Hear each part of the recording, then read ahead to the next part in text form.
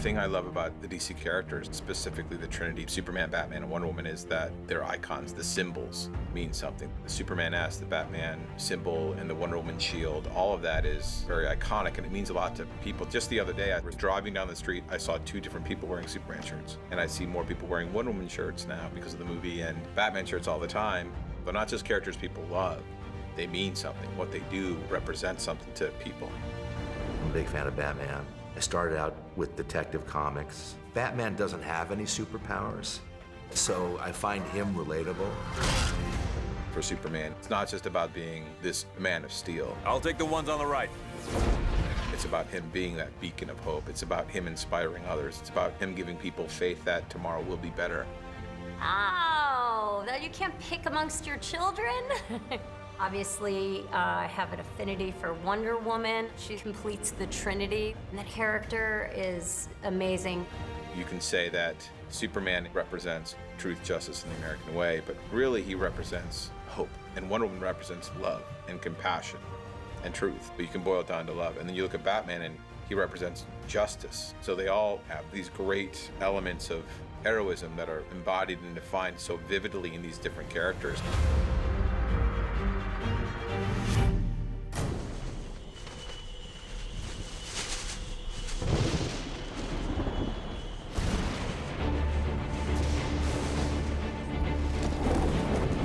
As a little kid, I looked at comics in a sort of very black and white way. I liked the idea of just superheroes and superpowers in the plain little kid fantasy way. The first time I looked at them in an allegorical way or in a more complicated way, in a way that they could tell more complicated stories that could reflect stories of our own, was when I looked at Batman.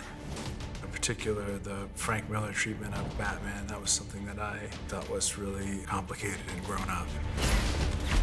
Batman specifically is sort of the dark, brooding version of reluctant superhero. And in fact, not even a superhero, just a hero. He's just a guy who has worked very hard and through his own physical prowess and, more importantly, his cleverness and design of all the props and gags and gadgets that he invents and gets to use, has made himself into a character who is on par with the superheroes who do have extra human capabilities. What are your superpowers again?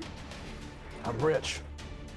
I think a lot of fans at some point in their reading career go, why is Batman part of this team? When you talk about taking on these intergalactic threats, they all have amazing powers, and Batman's like looking for a place to throw his grappling hook around so he can fly up to join in the party. Then you realize, oh, he's there because he's the most brilliant strategist in the group, and he's thought of every contingency. I think Batman in particular has stayed really relevant and resonant because he is, on the one hand, like a superhero, and on the other hand, just like us. He feels vulnerable. He bleeds if you cut him. He is a real person on the inside, and yet he is super. And so there's all kinds of contradictions inherent in that make for really interesting storytelling. You know you can't do this forever. I can barely do it now. Steppenwolf, this is the job. When he started his journey, he thought he figured everything out, which he didn't. And then obviously Superman died, and he felt such a huge guilt for it, and I think it haunted him in his dreams. There's always a casualty of war. Superman makes an extremely noble act, so he's the inspiration to both Batman and Diana, and therefore he's our inspiration. The reason they go on this journey is to make sure the Earth that he was trying to protect stays that way. I'm gonna take out that tower, knock down that shield dome. Don't wait for me, just do the job. In this movie, you see Batman starts to work in a group, cares for people. It becomes softer and softer, and I think that he understands that he can't do this by himself. It's fun to watch Bruce with this new attitude, work collaboratively, and someone that's been working alone and isolated from others in so many ways in his vigilantism have to be part of a team. But it's good to see you playing well with others. Just like a bat. I dig it. Maybe temporary. I would say that he is the first person to be truly inspired by Superman, and he's continuing the legacy of Superman with bringing together the Justice League. He truly is the voice, he truly is the founder and team leader of the Justice League. I don't recognize this world. I don't have to recognize it. I just have to save it.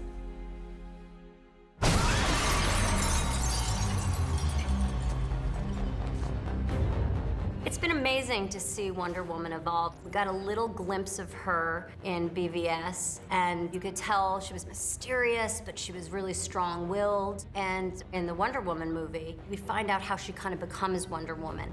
So in this movie, we get to see more of who she is.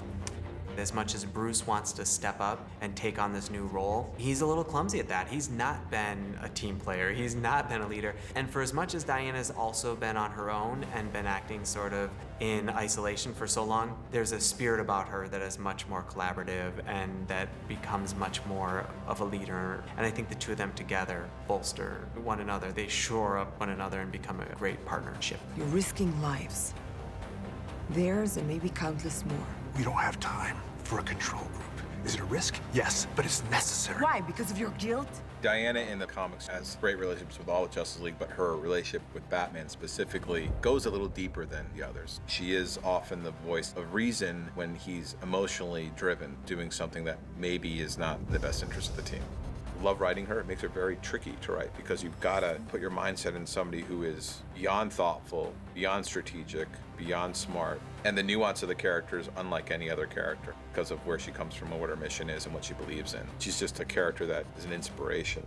For me, it was really important that she would be the glue of the team, that we would track the same character that we established in the Wonder Woman movie.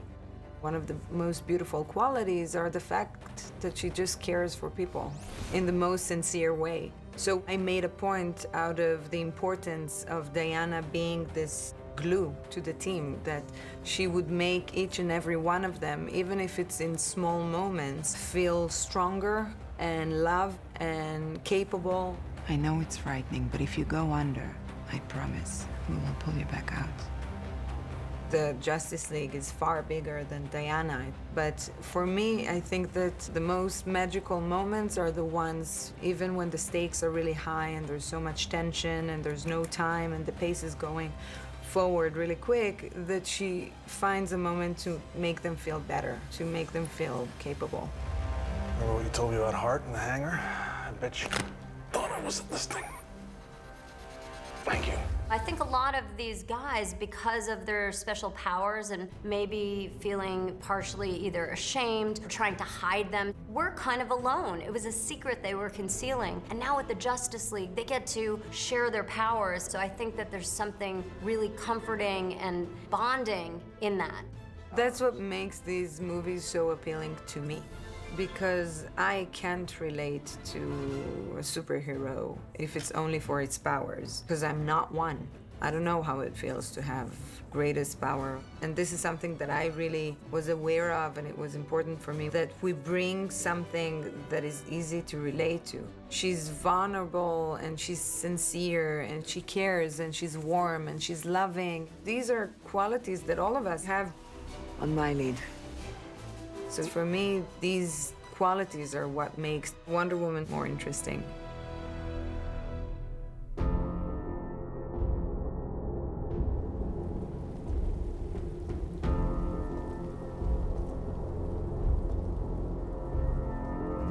The death of Superman in comic books was the biggest thing that had ever happened. And people were really upset at the time. I remember I was upset at the time. I was like, wait, I love Superman.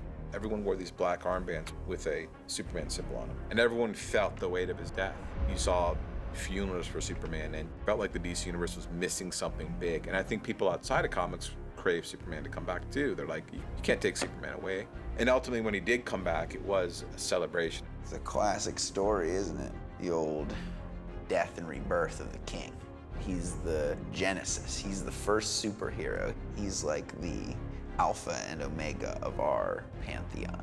So we need him. We need Superman. I believe in truth, but I'm also a big fan of justice. In my opinion, this is the first time we see Superman in truth. We have seen the origin story of Superman. We have seen the downfall and doubt of Superman. And finally, with this rebirth, we see the true Superman. The Superman who is confident and sure and full of hope and joy. He feels more grounded in the Earth, actually. He feels more and more that he belongs to the planet, and the planet belongs to him. He feels a part of it. That's one of the great things about these stories having continuity. The characters progress and continue to expand and fulfill their arcs as the movies progress. So to be able to bring him back and to be able to bring him back in the right way and for the right reasons, it's epic. I'm back now. And I'm gonna make things right. The thing about Henry is that he loves the character so much, and he's read so many comics and he's lived this character. His dog's named Cal. And just like us, he wants to bring that core, hopeful, larger-than-life, yet very human Superman to the screen. We've all been working closely together to get to the core of who Superman is. He will inspire, be joyful, and give hope to anyone who's watching. The thing is really interesting is you could say, any situation, what would Superman do? And you do the right thing.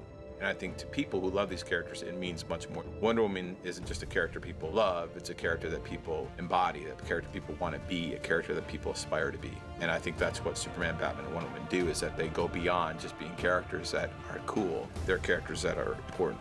That's why I think the Trinity is above and beyond anybody else, and it always will be.